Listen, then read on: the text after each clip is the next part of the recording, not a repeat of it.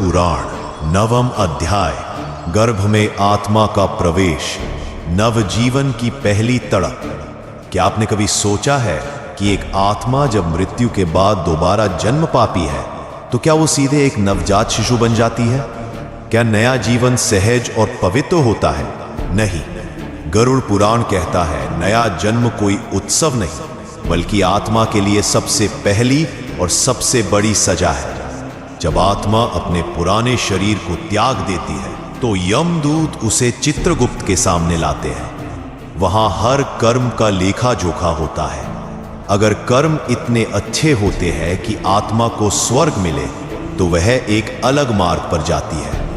अगर पाप भारी होते हैं तो आत्मा को नरक में भेजा जाता है। लेकिन जिनके कर्म मिश्रित होते हैं उन्हें दोबारा मानव योनि में जन्म लेने का आदेश दिया जाता है।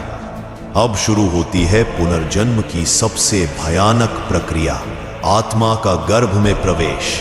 गरुड़ पुराण कहता है जब आत्मा गर्भ में प्रवेश करती है तो वह 10 महीने तक उल्टा लटकी रहती है।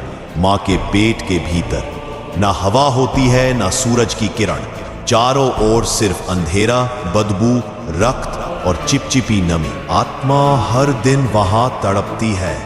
हर पल उसे अपने पिछले जन्म के पाप याद आते हैं। वो पुकारती है, हे प्रभु मुझे क्षमा करो, मैं अब से अच्छे कर्म करूंगा, मैं किसी को दुख नहीं दूंगा, किसी का अपमान नहीं करूंगा, मुझे बस एक और मौका चाहिए। और यह सिलसिला चलता रहता है पूरे 9 महीने तक। आत्मा खुद से संकल्प करती है, वचन देती है, लेकिन जैसे ही वह जन्म लेकर इस संसार में कदम रखती है